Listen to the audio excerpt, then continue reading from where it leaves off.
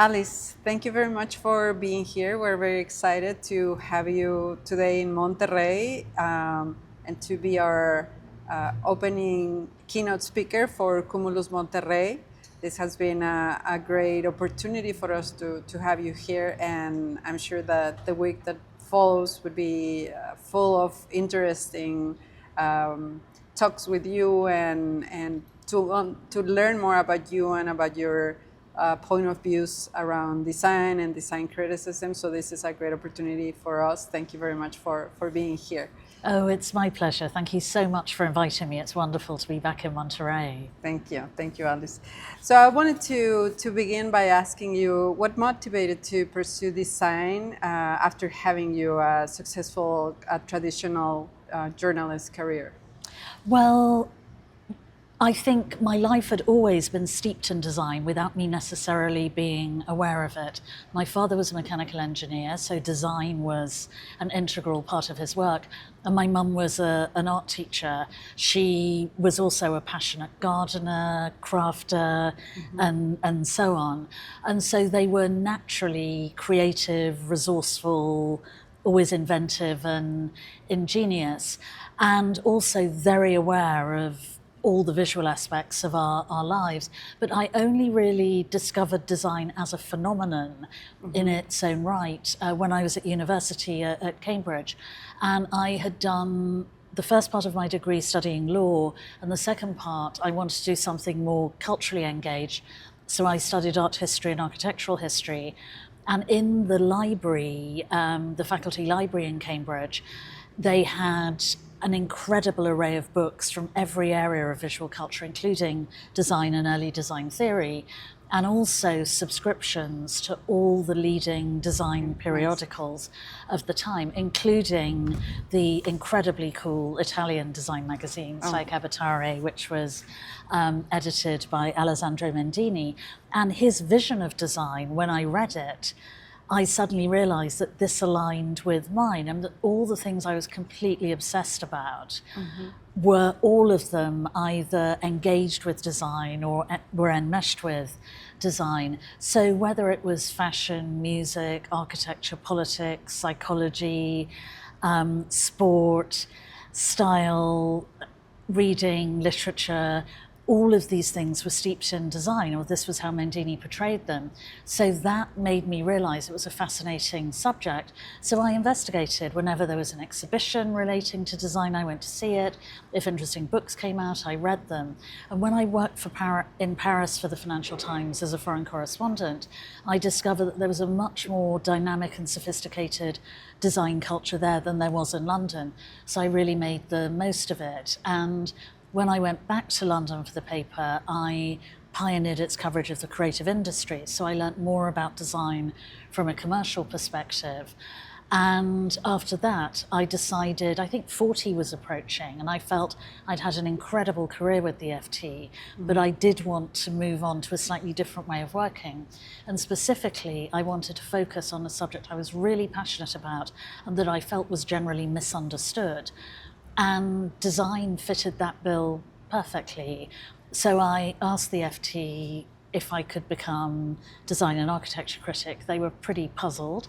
And I'm so glad I did. I was just very lucky in identifying a subject that I'm still obsessed by, passionate about, constantly learning more about, and that constantly makes me question everything. Very interesting. So I think design is still very much a misunderstood discipline. And you talk about being a design critic and how people were puzzled by it.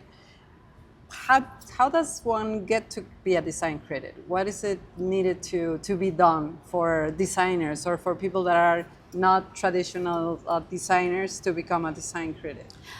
Well, the honest answer is I don't know, because I did it very instinctively. And there was a small tradition of design criticism in the UK. People like Rainer Banham, who was a big intellectual force in the post-war era, slightly fell apart over environmentalism in the 1970s. And what some wonderful design historians, like Fiona McCarthy, who really did write about design in the way I saw it, very serious, impassioned, way. And so I just made it up as I went along. And I think one of the things I really enjoyed was I was design critic of the Financial Times for 2 years. And then I went to the New York Times and worked there for 15 years. So I wrote a weekly design column. They'd never had a design critic before. And so it was, and I had amazing editors. And so I would send them my suggestions. And so I could really define my personal perspective as a design critic. And I didn't have a predecessor who'd set certain standards and certain themes. So I could be very entrepreneurial about it. So I don't think I'm well placed to advise anyone else. Of course, now there are endless master's degree courses in design criticism, design curation, and so on. And public attitudes to design are changing, but there's still a long way to go. But in doing so, you have become the trailblazer for design critics, or people follow you, and you're a role model for design critics, which is it's interesting, and I think it's also maybe a hard place to be for you. Well, first of all, I don't think of myself like that, and secondly, there are so many design critics now who have really interesting and very different perspectives. And so there's a very interesting young critic in London called Billy Marabin, who, like me, is fascinated by design history as well as contemporary design. I mean, what I really love about writing about design is you can never rest on your laurels. Because design is an agent of change, it responds to much wider changes, macro and micro, in society. So the rules of the game never remain the same. You've constantly got to question your thinking, reassess it, come up with new ideas and perspectives. So I really enjoy that. And also the technology of journalism has changed significantly during the period I was a design critic. So the internet was just becoming hugely popular. In my final years at the FT, the whole time I worked at the New York Times, its importance and popularity were escalating. And then, there are so many new digital media to experiment with, and I've really enjoyed that. I don't know whether I'd have stayed in journalism for as long had it always been the same methodology and way of working. But digitization changed all of that. And also the notion of design has been changing, and lately with all these collaborations, if I may say it that way, with other disciplines. For example, when we think about strategic design, so it's different than what we thought, or like, for example, I studied graphic design, it was called at that time, and it was very enclosed what a graphic designer would do. Now it's strategic designer, and you can either be a designer or you can be from another discipline, and you become a strategic designer. So how do you think we designers should approach this new context where you can work with other disciplines and start tackling the challenges that the world is facing? Well, it's a great question, and it focuses on one of the most interesting and exciting developments in design or design practice in recent years, which is that because the cost of operating as a designer has come down because of digital tools, whether it's social media, incredibly powerful, relatively affordable computers, it's liberated designers to invent their own rules and to develop their own ways of working, rather than having to accept the sort of conventional confines of the design profession. And so many graphic designers love graphic design. I mean, one of my favorite designers is Irma Boom, the brilliant Dutch book designer. I mean, it's just heaven to see her books when they come out. All Irma wants to do is design extraordinary books. And so that sounds very old-fashioned, but she does it in such a remarkable and self-challenging way. It's just thrilling. And so I think that the intersection of design with other disciplines, which was something that always existed, it just wasn't widely recognized or spoken of as such, is really exciting for designers and those other disciplines. I mean, Hilary Cottam, the British social designer, says that one of the reasons why she was able to establish herself in the design sphere was that because of the crisis of confidence, intellectual confidence within the social sciences, where practitioners recognized it as a 20th century discipline that wasn't really fit for purpose in the 21st century, but didn't know how to reinvent it. Designers have instinctively reinvented themselves and changed their ways of working to make them more relevant. And so I think that's why so many other fields are interested in engaging with it. A fascinating example being the new phenomenon of legal design, in which young lawyers all over the world, and there are several networks of legal designers, they use the design process and adhere to it in order to improve the quality of legislation and how it's framed and worded, how they would construct, say, a case for the defense or a case for the prosecution, because they believe it yields a better outcome. That's fascinating. I couldn't have possibly imagined that ambitious young lawyers would be thinking and acting like that even 20 years ago. And especially thinking about themselves as designers. Yeah, you know? and accepting that there is real value in applying the design process, which is Hilary's argument as to why she applies the design process to redesigning and reinventing our approach to dealing with systemic social problems, because she believes it yields a better outcome, that designers are instinctively encouraged to be questioning, communicative, so very good at interviewing people.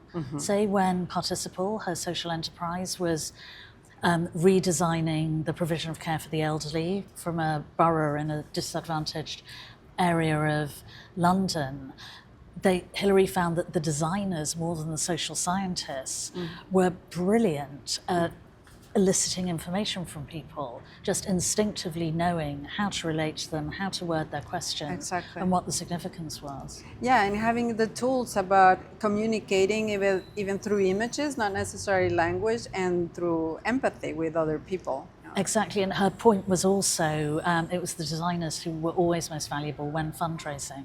You know, she backed all these experiments with major grants from trusts and foundations, individual philanthropists, and so on.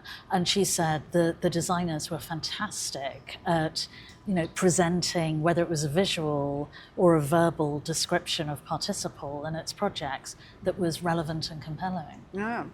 Interesting that we talk about the value of design and that we appreciate the value of design and what design brings to the table, because we work with designers, we are designers. But you also mentioned that there is misunderstanding about the value and about the concept of design. And you also mentioned that you really felt passionate and understood what you were looking for and passionate about when you were in Paris, because the culture of design there was strong.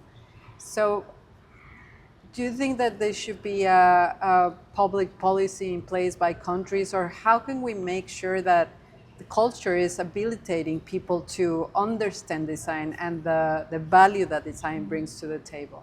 Well, I think education is essential, and starting as young as possible. So in elementary schools, secondary schools, I think teaching design, particularly within this sort of civic context, really about being a good citizen, whether it's recognizing your ecological responsibilities, your social responsibilities, your cultural responsibilities, looking at changes in culture, whether it's gender queering, different forms of activism, responses to Vladimir Putin's invasion of Ukraine, the humanitarian crises in Gaza, Lebanon, Sudan, and so on. Design is absolutely central to all these fields. So I think that for the UK government, reintroducing what was called design and technology as a compulsory subject in secondary schools would be valuable and important. And that is something that has been taken up by other countries worldwide. It's no longer part of the national curriculum in the UK, unfortunately, but other countries have benefited from that experience. I think that would be very valuable. And also just encouraging public discussion on design and encouraging discussion on bad design, on projects that have failed, as well as the successes. That's a much more grown up and productive way of assessing any discipline. So what would you say are the biggest challenges that designers face today? For example, when we talk about discussing failed projects, why would you advise to do so? And would you think that would be a challenge for improving the perception that design has in the public eye? I think if design wants to be taken seriously to tackle major intersectional challenges, whether it's repairing our damaged social systems, securing restorative justice for the victims of human rights and climate abuses,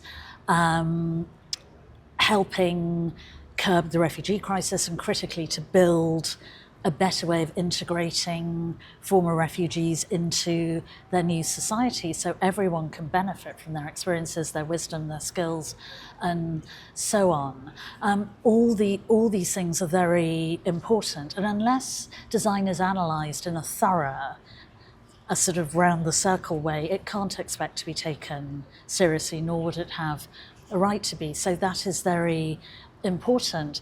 But I also think it's essential that we analyse and talk about design failures, which is something that's seldom done. In the 20th century, I think there was a sort of unspoken understanding among critics, curators, and so on of design, that because design was a fledgling discipline, still rather vulnerable, they would praise it and say how wonderful it was. Now, yes, it is. Yes, it always has been.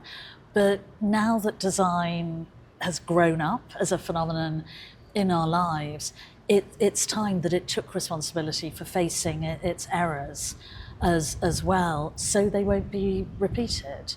And the vast majority of design projects are not successful. Only a tiny minority are. The majority are probably mediocre, sort of okay, not disastrous, but eminently forgettable.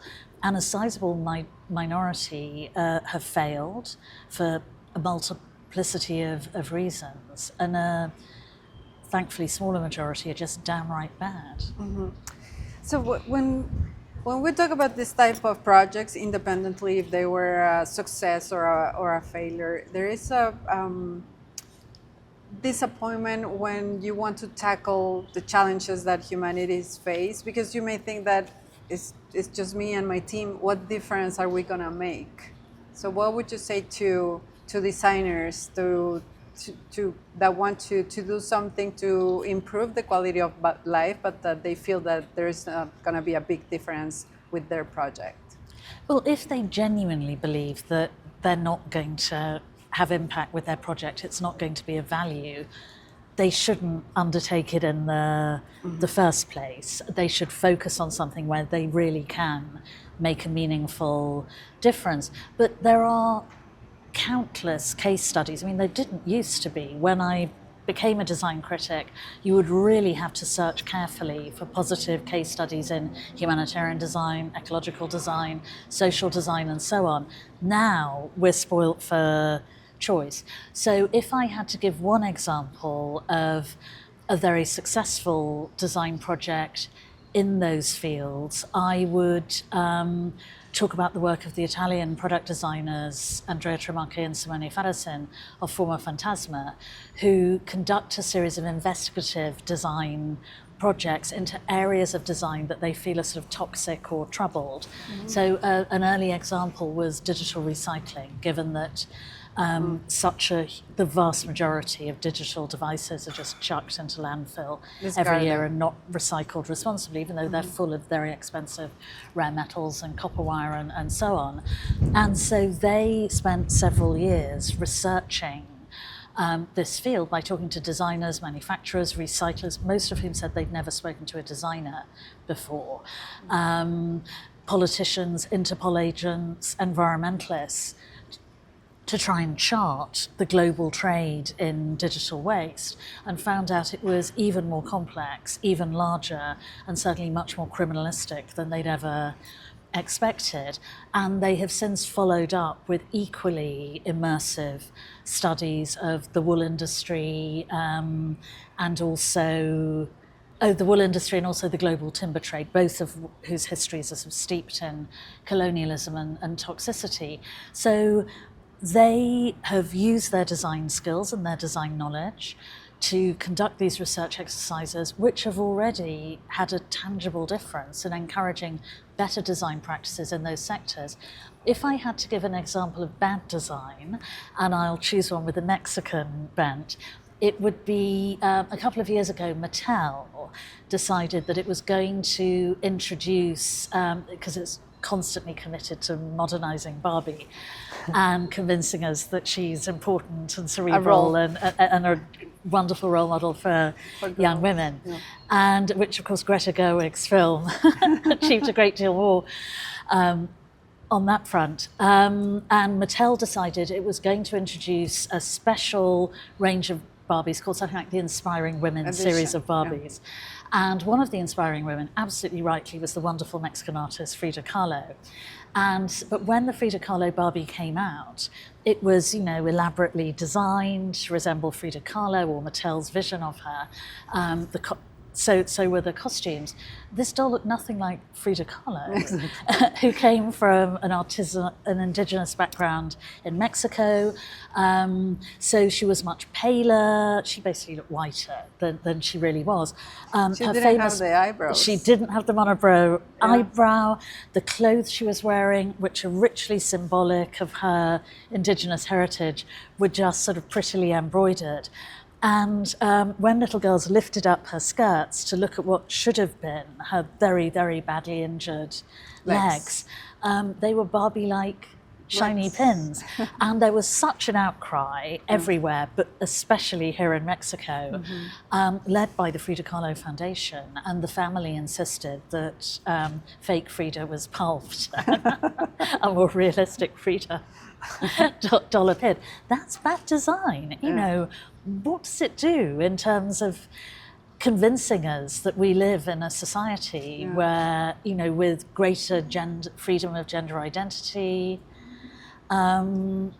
misogynism has been purged? Of course it hasn't if that kind of thing happens. And it seems like every time design is kind of related to gender, especially projects related to women, they're failures, It's like they never talk to women to design things for women, So that's very pervasive. I don't know why that happens. I mean, we still have that mentality of designers that are not talking to people, for the people that they're designing, for the people that are going to be the recipient or the users of a particular product or service. And so that effectively you end up with designers who are white men designing for other white men. I mean, there's a wonderful book by Caroline Criado Perez called Invisible Women, which analyzes this in terms of data. So it's very clever because she's not just making grand proclamations, she is proving statistically the impact of these things. So it's different things, like, for example, car safety exercises are conducted with crash test dummies in a typical male form.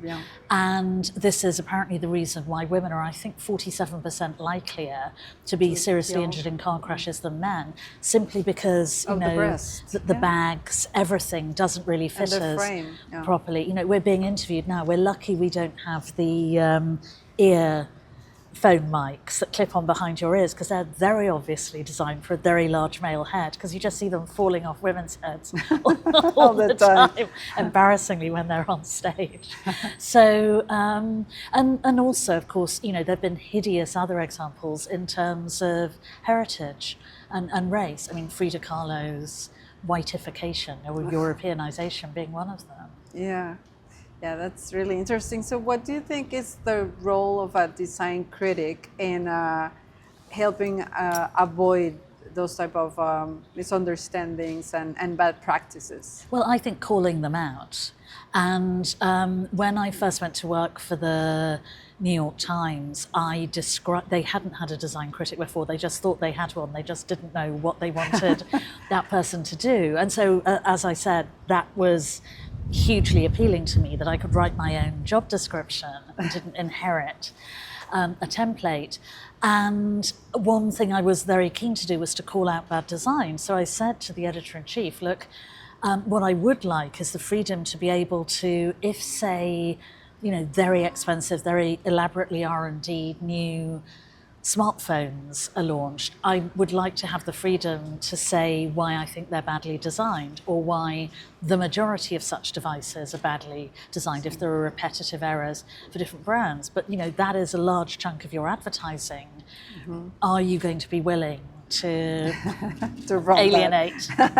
And to their eternal credit, they said absolutely. And some of my most popular pieces, this is a great thing about digital media, straight away whether it's a hit or not. Some of my most popular pieces were those pieces, why a car's so badly designed, why a smartphone's badly designed, I even did why are electronic toothbrushes so badly designed, and so on. I think you have to call them out, and also by celebrating positive role models, you're giving people hope and optimism, the conviction that if they work hard and invest the proper resource in projects, they will prove successful. At the same time, you're sort of setting a framework for decent, intelligent, responsible and sensitive design. Mm-hmm. Sadly, I've never run out of examples of bad designs. I probably never will. I know, but lots of good ones too, though. That's good. So, what would you say college students should focus on to develop the skills needed for the outside world, if I may put it that way, even if they're designers or not? How can they cultivate this design perspective or point of view or frame, the design glasses? Well, I think by learning about design as much as they can, sort of off campus as well as on campus. So, if they're not passionate about design and eager and curious to know about new developments and check them out and discuss them with their friends, they're probably not going to be very interesting designers, and possibly should be doing something else that they really are passionate about and prepared to put that time and energy into.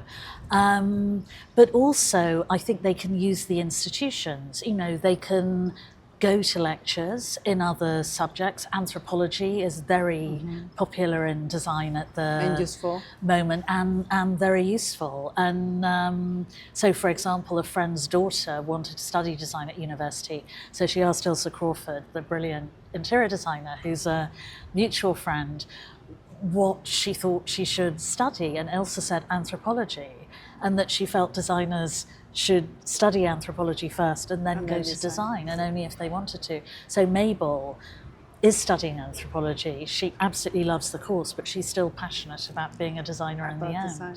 Interesting. So thank you very much, Alice, for this conversation. Is there anything else you would like to add? Any final words? Just to thank you for your brilliant questions. Thank you, Alice. No, they were fantastic. It was really interesting. Thank you for being here. Thank you.